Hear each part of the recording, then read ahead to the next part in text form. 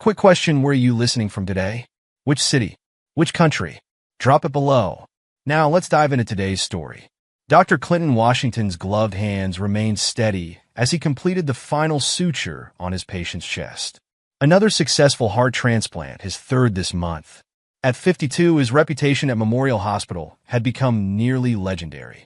Not a single transplant failure in 5 years. Excellent work as always, Dr. Washington. Dr. Sarah Chun, his assistant surgeon, said as they stepped away from the operating table. The way you handled that minor complication with the vessel, that was textbook perfection. Clinton nodded, his eyes crinkling above his surgical mask. Thank you, Sarah. Though I believe it's time we got you leading these procedures. You're more than ready. I learned from the best, she replied, then hesitated. Are you heading home early today? It's only 2.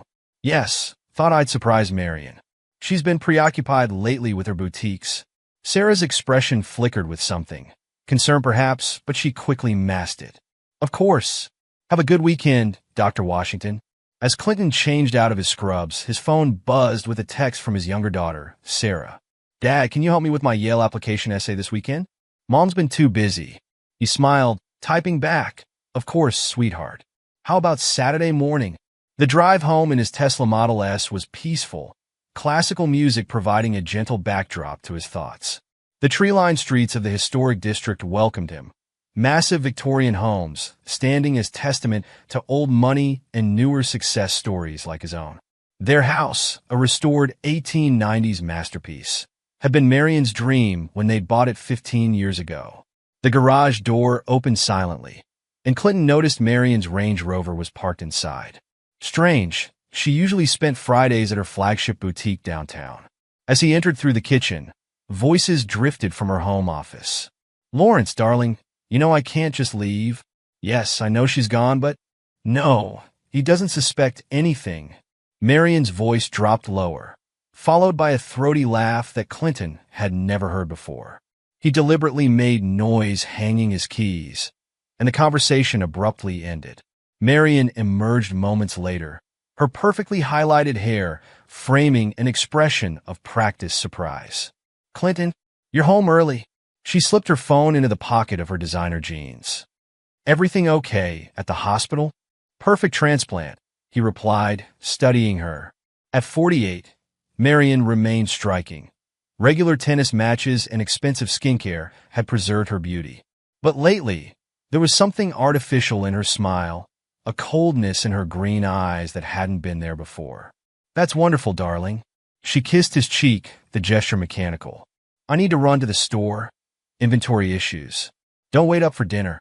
Clinton watched her rush out, noticing she'd already changed purses to her evening clutch, the one she claimed was only for special client meetings. He'd seen it more frequently lately. The weekend arrived with its usual rhythm. Emma, their older daughter, came home from her boarding school sailing team practice. At 17, she was already showing Marion's beauty, but, thankfully, Clinton's warmth and integrity. Dad, did you know Mom's friend Mr. Valenzuela is building a new resort? Emma asked during breakfast Saturday morning. She showed me the plans last week when he visited the house. Clinton's hand stilled on his coffee cup. When was this? Emma suddenly looked uncertain. Maybe I wasn't supposed to mention that. Mom said it was a surprise business opportunity. It's fine, sweetheart. Tell me about your sailing competition. The conversation shifted, but Clinton filed away this information. Lawrence Valenzuela. The name tickled something in his memory. Sunday brunch had become their family tradition years ago, though Marion's attendance had grown spotty in recent months. Today, however, she was present, though her attention remained firmly on her phone. Buzz. Excuse me, darling, Marion said, stepping away from the table for the third time. Emma and Sarah exchanged glances. Clinton pretended to focus on his Eggs Benedict, but his surgeon's trained observation skills caught every detail. Marion's flushed cheeks when she returned, the slight tremor in her hand as she reached for her mimosa, the way her phone kept lighting up with notifications she tried to hide. Finally, Marion stood abruptly. Clinton, I need to speak with you. In your study, the girls watched their parents leave, concern evident on their faces. Clinton's study was his sanctuary, dark wood paneling, leather chairs, and walls of medical texts. Marion closed the door behind them. "Listen carefully," she said, her voice carrying an edge he'd never heard before. "Lawrence lost his wife last month. He's having a difficult time, and he needs support. I'm going to stay at his Bahamas villa for a month." Clinton leaned back in his chair, face impassive. "Lawrence Valenzuela?" "Yes." Marion's chin lifted defiantly. "He's been a valuable business connection. His development company is interested in expanding my boutique chain. A month is a long time to leave the stores. Jessica can manage them." Her expression hardened. "And Clinton? This stays between us. Emma and Sarah don't need to know about this arrangement. Remember who got them those college interviews? My family's connections run deep in the Ivy League. You wouldn't want anything to jeopardize their futures, would you?" The threat hung in the air like poison. Clinton's expression remained neutral, a skill perfected through years of delivering both good and bad news to patients' families. "When do you leave?" "Tomorrow morning. Early flight." Marion turned to leave, then paused. "Don't make this difficult, Clinton. Everyone will lose if you do." After she left, Clinton sat in his study for a long time, mind working with the precision that had made him one of the top surgeons in the country. He opened his laptop, fingers flying over the keys as he searched. Lawrence Valenzuela, real estate developer, luxury resorts primarily. Several articles about his wife's passing appeared, dated 3 years ago. Clinton's jaw tightened. He moved to their home office, where Marion kept their financial documents. Years of managing hospital departments had taught him to follow paper trails. Within an hour, he discovered irregularities in their joint accounts, systematic transfers to offshore locations, dating back 18 months. His phone buzzed. "Dr. Chun." "Dr. Washington?" I've been debating whether to tell you this. Last week, I saw Mrs. Washington at Le Blanc with a man. They seemed intimate. I wouldn't mention it, but as your colleague and friend..." "Thank you, Sarah. I appreciate your honesty." Clinton's voice remained steady. "Would you recognize him again?" "Yes. Tall, Mediterranean-looking. Very expensive suit. He's been in the society pages. Lawrence Valenzuela." After hanging up, Clinton stood at his study window, watching the sun set over their manicured garden. Marion had always been ambitious, materially focused. He'd accepted that, balanced it with his own dedication to saving lives. But this level of deception... His phone lit up with a text from Emma. "Dad, can we talk? It's about Mom and Mr. Valenzuela. Come to my study, sweetheart." Emma entered minutes later, twisting her hands nervously. "Dad, I think I need to tell you something. Last month, when I came home unexpectedly from sailing practice, I saw Mom and Mr. Valenzuela in her office. They were kissing. Mom made me promise not to tell, said it would ruin everything if I did. She said she'd make sure I didn't get into Yale if I told anyone." Clinton moved to hug his daughter, feeling her tears soak his shirt. "It's okay, Emma. You did the right thing telling me. Don't worry about Yale. Your grades and achievements will get you in, not manipulation." After Emma left, Clinton sat at his desk and began to plan. Marion had underestimated him. Many people did. They saw the calm, composed surgeon and assumed he lacked steel. They forgot that his profession required not just skill, but strategy, precision, and the ability to remain clear-headed in crisis. He opened his laptop again, this time logging into their home security system. The cameras Marion had insisted on installing after a break-in 3 years ago had captured hundreds of hours of footage. He began downloading it all, particularly focusing on the days when he'd been in surgery. "She didn't corrupt you," he murmured to his screen, watching footage of his daughters growing increasingly uncomfortable around their mother's business partner over the past year. "That's her biggest mistake." In their bedroom, Marion packed for her consolation trip, humming softly. She didn't notice Clinton's methodical documentation of every item she placed in her designer suitcases. The new lingerie with tags still attached, the jewelry he'd never seen before. Monday morning arrived bright and clear. Marion breezed through breakfast, dropping kisses on her daughters' heads. "Be good for your father, girls. Mom's just helping a friend through a tough time." Clinton watched her leave, noting how she didn't look back. In his pocket, His phone contained the numbers for Irene Randolph, forensic accountant extraordinaire, and Hope Mullins, the state's most ruthless divorce attorney. "Time to play, Marion," he whispered to himself. "Let's see how your paradise holds up to reality." Sarah looked up from her breakfast. "Dad, are you okay?"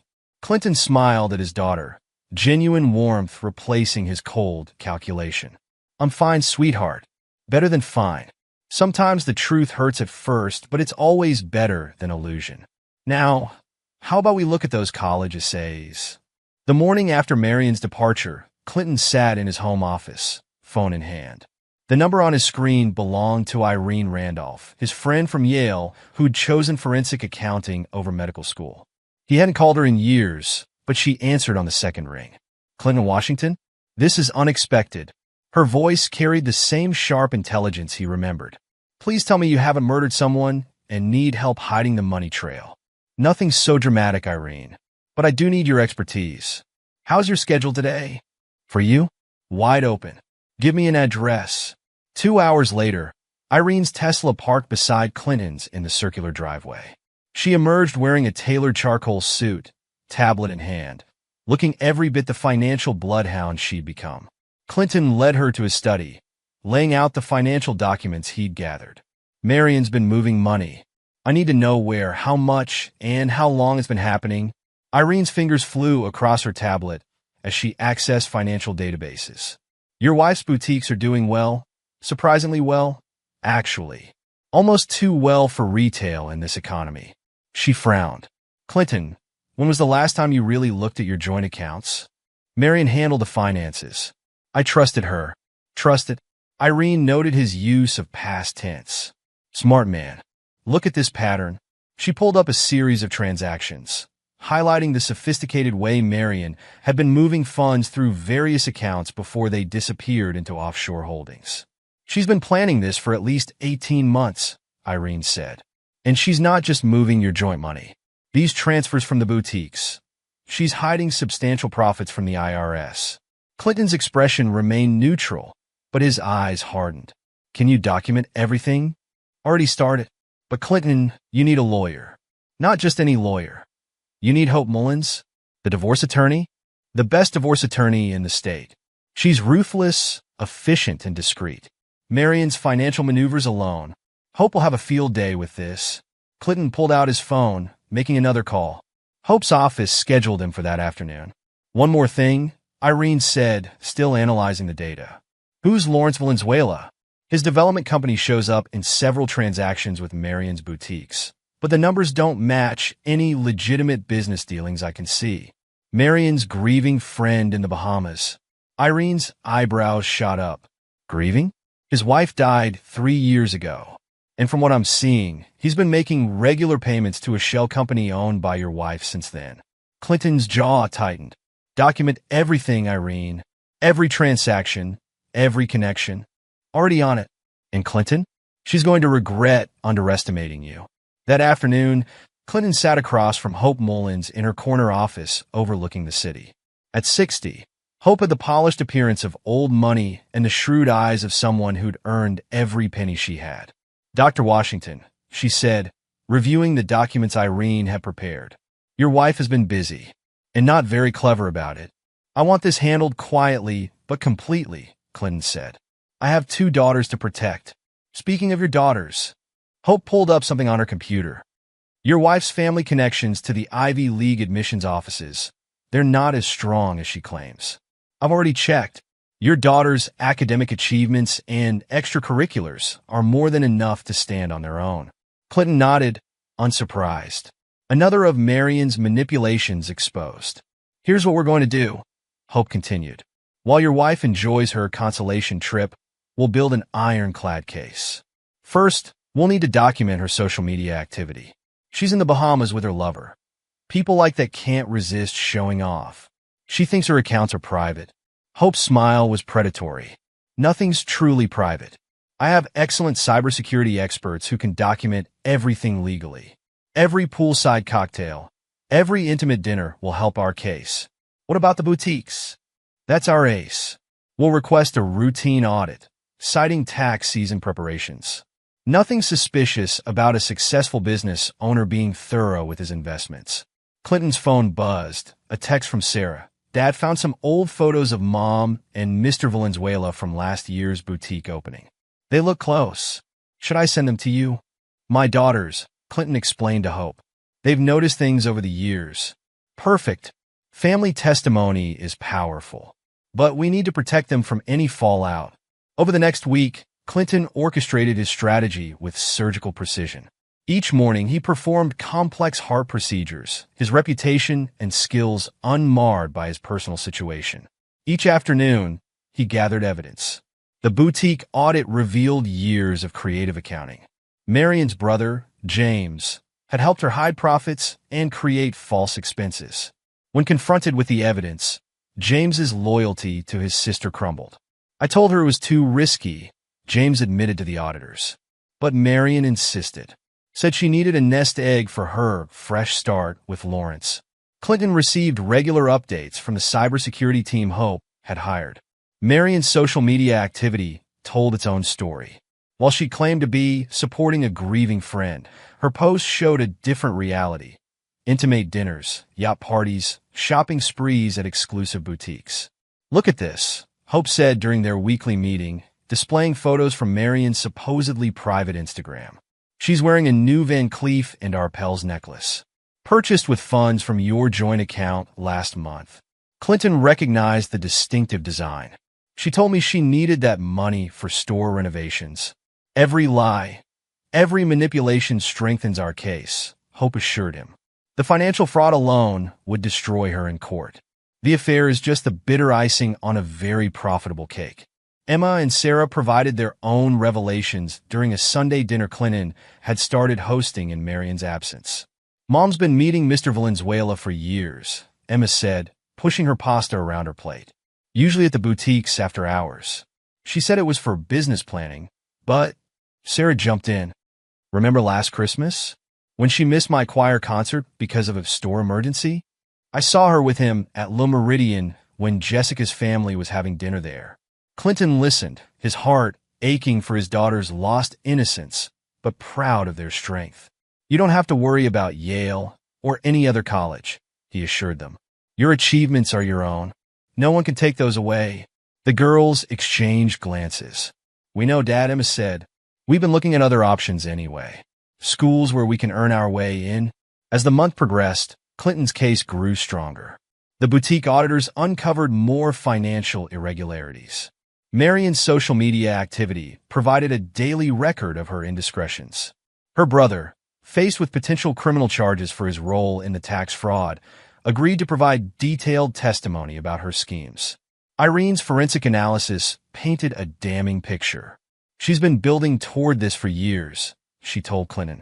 The offshore accounts, the hidden profits, the fake business expenses with Valenzuela's company. She thought she was being clever, but she left a trail a first-year accounting student could follow. Hope compiled everything into an airtight case. When she returns, she said, she'll find her paradise was built on quicksand.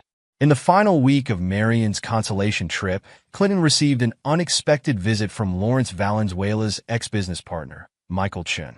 I heard through the grapevine that you're building a case, Michael said, sitting in Clinton's study. I have something you might find interesting.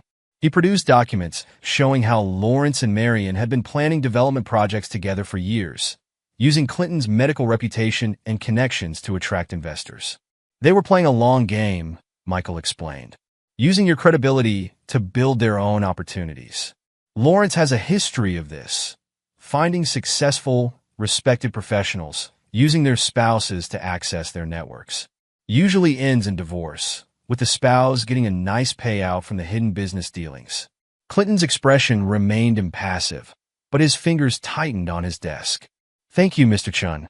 This is very helpful. As Marion's return approached, Clinton prepared the final pieces of his strategy. The evidence was organized, the legal documents prepared, the financial investigations ready to launch. Everything's in place, Hope confirmed during their final meeting. The minute she returns, we'll serve her with divorce papers and the audit notices. Her accounts will be frozen pending investigation. The IRS is very interested in the tax fraud evidence we've uncovered. Clinton looked out over the city from Hope's office. She thought she was building a paradise, he said quietly. She didn't realize she was constructing her own trap. What about Valenzuela? Hope asked. He's not going to escape unscathed. Let him enjoy their last few days together, Clinton said. His development empire is built on similar schemes with other investors. Once the investigations start, he'll show his true colors. The night before Marion's scheduled return, Clinton sat with his daughters in their family room, watching them work on college applications to schools they'd chosen themselves. Dad, Sarah looked up from her laptop. Are we awful people for helping with all this? Against Mom? Clinton met his daughter's worried gaze. No, sweetheart. We're not destroying your mother. We're simply showing the truth. She made her choices. Now she has to live with the consequences. Emma closed her laptop. She thought we were her pawns, that we'd be too scared of losing her connections to stand up to her. She underestimated all of us, Clinton said. That was her biggest mistake. As he worked in his study later that night, Clinton received a text from Marion. Everything's wonderful here. Lawrence and I have such exciting plans to discuss when I return. You'll see this was all for the best. Clinton didn't respond. Instead, he reviewed the final evidence package Hope had prepared. Every document, every transaction, every photograph told the story of Marion's betrayal and manipulation. Tomorrow, her carefully constructed paradise would begin to crumble. Check, he murmured, closing the file. And soon, mate, Marion's heels clicked against the marble foyer of her Victorian home, designer luggage in tow. The month in paradise had left her glowing with confidence, bronze skin offset by an expensive white linen suit. Her smile faltered as she noticed the stillness of the house. Clinton, she called out. Emma? Sarah? No response. Just the quiet hum of the air conditioning. She wheeled her luggage toward the master bedroom, pausing at the sight of papers arranged precisely on her antique mahogany desk. The first document bore the letterhead of Hope Mullins. ESQ. Marion's manicured fingers trembled as she lifted the divorce petition. Beneath it lay IRS audit notices, bank statements, and printed screenshots of her not-so-private social media posts from the Bahamas. Her phone rang. Lawrence. Darling, I just landed. How's Dash? They know. Her voice cracked. Clinton knows everything. There are divorce papers, Lawrence. And IRS audits. Calm down. Your husband's a surgeon, not a detective. We planned for this. Marion grabbed her laptop, typing frantically to access their accounts. No. Each attempt met the same response. Account frozen, pending investigation. Her phone buzzed again. Her brother James. Marion, I'm sorry. They have everything. The creative accounting, the offshore transfers, all of it. I had to tell them. You betrayed me? Marion hissed. They have proof of tax fraud. Years of it. I'm not going to prison for you. The front door opened. Clinton entered, impeccable in his surgical scrubs, expression neutral. Welcome home, Marion. His voice carried the same calm he used with patience. I trust paradise was everything you hoped? Clinton, this is ridiculous. I can explain, Dash. The time for explanations passed somewhere between your offshore accounts and your poolside photos with Lawrence. He gestured to the papers. Everything's documented. Your financial fraud. Your affair. Your manipulation of our daughters. Our daughters? Marion's laugh held a hysterical edge. My family's connections are the only reason they have a shot at the Ivy League. You really want to destroy their futures over some meaningless fling. Interesting perspective. Clinton sat behind his desk. Emma and Sarah's academic records, test scores, and extracurriculars are exceptional. Your supposed connections? Hope Mullins checked. They don't exist. Marion's composure cracked. You had no right to investigate me. You gave up your rights when you started stealing from our accounts. Did Lawrence promise you a percentage of the development projects? The ones you used my reputation to promote. Her silence confirmed everything. The next weeks unfolded like a precisely planned surgery. Marion and Lawrence attempted damage control, threatening to destroy Clinton's medical career with her family's influence. Dr. Washington, the hospital board chairman, Dr. Richards, called Clinton to his office. We received some concerning letters about your personal conduct. Clinton placed a folder on the chairman's desk. My complete personal and professional documentation. including evidence of how my wife and her lover attempted to use my reputation to secure fraudulent investments. Dr. Richards reviewed the papers, nodding slowly. Clinton, you've saved countless lives here. Your integrity is beyond question. Consider this matter closed. Marion's carefully constructed world continued crumbling. The IRS investigation forced her to sell her boutiques to cover back taxes. Her social circles, sensing disaster, quickly distanced themselves. Lawrence proved just as fair weather. Clinton received a call from his lawyer. Dr. Washington, Mr. Valenzuela wishes to dissociate himself from this situation. He's willing to provide documentation of Mrs. Washington's financial misconduct in exchange for certain considerations. Interesting, Clinton replied. Tell Mr. Valenzuela his development empire's similar schemes with other investors are already documented. He might want to focus on his own legal troubles. Emma and Sarah chose to stay with their father, their mother's manipulation finally clear. She used to threaten us, Emma revealed during a family dinner. Said if we got too close to you, she'd make sure we never got into good schools. That her family would blacklist us. Sarah nodded. Remember when I wanted to quit tennis for debate club? She said maintaining her country club image was more important than my silly interests. Clinton squeezed their hands. You're free now. Choose the schools and activities you want.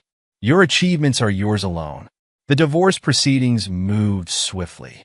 Marion's financial fraud, combined with the prenuptial agreement Clinton's father had insisted upon, left her only what she'd earned legitimately, which, after the IRS took their share, was virtually nothing. 1 year later, Clinton sat in his study, reading a letter postmarked from a small town where Marion had moved in with her sister. My dearest Clinton, it began, I see now how Lawrence manipulated me. He promised me everything, a chain of luxury boutiques, a resort empire, a life of endless summer. I was blind, but I've changed. The girls need their mother. You need your wife. We can start fresh. Clinton placed the letter in his shredder without finishing it. On his computer screen, security footage from their front door camera played silently. Years of business meetings that told the real story. That evening, he helped Emma pack for college. She'd earned a full merit scholarship to Stanford. Dad, she paused, holding a family photo from happier times. Do you ever regret how things ended with Mom? No, Clinton said simply. I regret that she chose deception over honesty. But the truth always emerges. Sometimes it hurts, but it's always better than living a lie. Sarah appeared in the doorway. Mom sent me another email. Says she's found herself in her new life. And what did you do? Clinton asked. Marked it as spam. Sarah shrugged. I've got debate team finals to focus on. Clinton smiled, proud of his daughter's strength. The Victorian house felt different now. Cleaner somehow, as if Marion's lies had been a subtle poison finally cleared from the air. That night, he performed another successful heart transplant, his reputation stronger than ever. His patients and colleagues respected not just his surgical skill, but his grace under pressure. As he drove home, past Marion's former boutiques, now a thriving local business under new ownership, Clinton reflected on the past year. Marion's paradise had been a mirage, built on manipulation and greed. His truth, though harder one, was solid ground. The front door security camera clicked as he entered his home, its faithful recording a reminder that sometimes the best revenge was simply ensuring that lies couldn't survive in the light of day. Inside, Emma and Sarah's laughter echoed from the kitchen. They were baking cookies for Sarah's debate team celebration, their futures now limited only by their own ambitions and efforts. Clinton hung his coat in the closet that had once housed Marion's designer collection. Paradise lost, he murmured, truth found. 5 years later, Clinton Washington sat in his modernized study, reviewing the morning's news on his tablet. A small headline caught his eye. Resort developer Lawrence Valenzuela faces federal indictment. The article detailed Lawrence's fall from grace. His pattern of using wealthy spouses for investment schemes had finally caught up with him.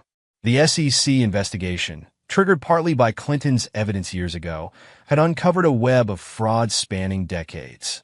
Lawrence faced 20 years in federal prison. Clinton's phone buzzed.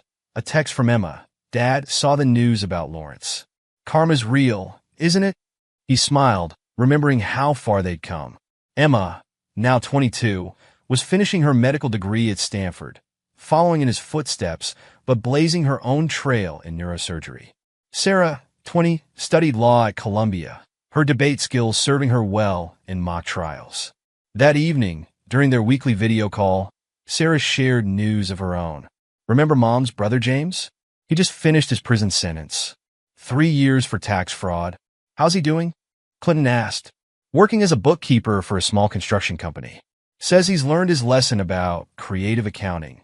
10 years later, Clinton's retirement from surgery party filled Memorial Hospital's conference room. At 62, he performed his last transplant, a record-breaking success rate of 98% over his career. Dr. Sarah Chun, now chief of surgery herself, raised a toast. Dr. Washington didn't just save hearts. He showed us that integrity and excellence go hand in hand. After the celebration, Emma pulled him aside. Dad, I heard about Mom through Aunt Lisa. Marion's attempt at rebuilding had failed spectacularly. After moving in with her sister, she'd tried starting a small boutique in their town. But her old habits resurfaced. She'd embezzle from her sister's savings, claiming she needed it for business investments. Lisa kicked her out, Emma continued.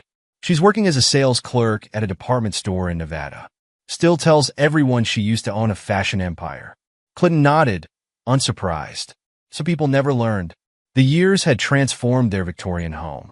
Clinton had donated Marion's remaining possessions to charity, redecorating with warm, modern touches that reflected his daughter's tastes. The security cameras remained, a quiet reminder that truth needs safeguarding. 15 years later, Sarah's wedding filled their backyard with joy.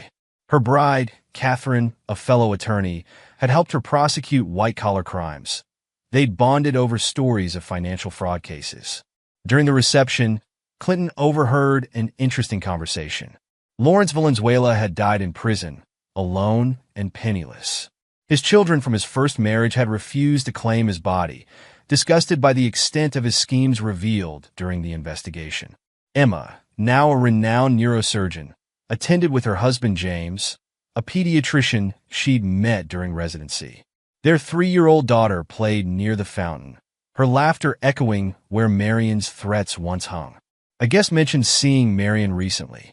She'd aged badly, bitter and still blaming others for her downfall.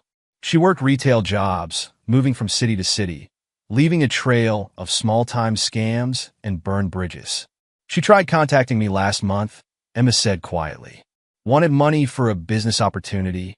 Said she deserved another chance, because she's my mother. What did you do? Sarah asked. Sent her the number for a therapist. Then blocked her. 20 years later. At 72, Clinton focused on mentoring young surgeons and enjoying his grandchildren. Emma had 2 daughters and a son. Sarah and Catherine had adopted twins. The medical wing named after him at Memorial Hospital stood as testament to his legacy. The Clinton-Washington Fellowship funded scholarships for underprivileged medical students, emphasizing both skill and ethics. A letter arrived from Marion's sister Lisa. Marion had died alone in a Las Vegas hospital, still convinced the world had wronged her. She'd never admitted her role in her own destruction, never stopped trying to manipulate others until the end. The obituary was small. Marion Washington, 70, former boutique owner, passed away. No services planned. Clinton donated the equivalent of her funeral costs to a women's shelter, then focused on helping Emma's oldest daughter with her medical school applications. 25 years later, the Washington family gathered for Clinton's 77th birthday. His grandchildren, ranging from teenagers to toddlers, filled the Victorian home with the joy it had always deserved. Emma had become chief of neurosurgery at Stanford Medical Center. Sarah made partner at her law firm, specializing in protecting whistleblowers who expose financial fraud. Clinton's memoir, Healing Hearts, A Surgeon's Journey Through Medicine and Truth, became required reading at medical schools. Its chapter on ethics and personal integrity resonated far beyond the medical community. The security cameras were finally removed during renovations, but Clinton kept one, the front door camera that had captured Marion's deceptions. He donated it to a museum of technological history, a reminder that truth finds its way to light. 30 years later, at 82, Clinton moved into a luxury senior living community near Emma's home in California. His mind remained sharp as ever, though his hands no longer performed surgery. He volunteered at a clinic providing medical care to domestic abuse survivors, recognizing how manipulation and financial control trap people in toxic relationships. The Washington Family Foundation, established with his retirement funds, supported both medical research and programs helping people rebuild after financial fraud. Sarah's legal firm handled cases pro bono through the foundation. Final years. Clinton Washington passed away peacefully at 87, surrounded by family. His legacy lived on not just in the thousands of lives he'd saved through surgery, but in the examples he'd set. The Clinton Washington Medical Ethics Chair at Stanford, the Washington Integrity in Medicine Award, scholarship programs at multiple universities, legal funds for fraud victims, and most importantly, 2 daughters and 7 grandchildren who carried his values forward. His obituary filled 2 full pages in medical journals and newspapers. The contrast with Marion's lonely end couldn't be starker. Emma and Sarah found his final journal entry while sorting his papers. Truth isn't always gentle, but it's always right. Marion chose deception and found destruction. I chose truth and found peace. The heart I spent my life protecting, both literally and figuratively, was my own and those of my children. Some would say revenge is best served cold. I say justice is best served with unwavering adherence to truth. Marion and Lawrence built a paradise on lies. I built a legacy on truth. The difference lies not in the immediate satisfaction, but in the foundation that remains when time strips away all pretense. Aftermath. The Washington family story became a case study in ethics courses and law schools. Not for the revenge aspect, but for how systematic documentation and unwavering integrity could overcome manipulation and fraud. Marion's boutique buildings were eventually converted into a successful chain of women's business centers, helping entrepreneurs start legitimate businesses with transparent accounting. Lawrence Valenzuela's development empire was dismantled, the properties sold to repay his victims. His name became synonymous with investment fraud in real estate circles. Clinton's daughters ensured his principles lived on. Emma established medical clinics in underserved areas. Sarah's firm specialized in protecting families from financial fraud. Their children carried forward his legacy of integrity in their own careers.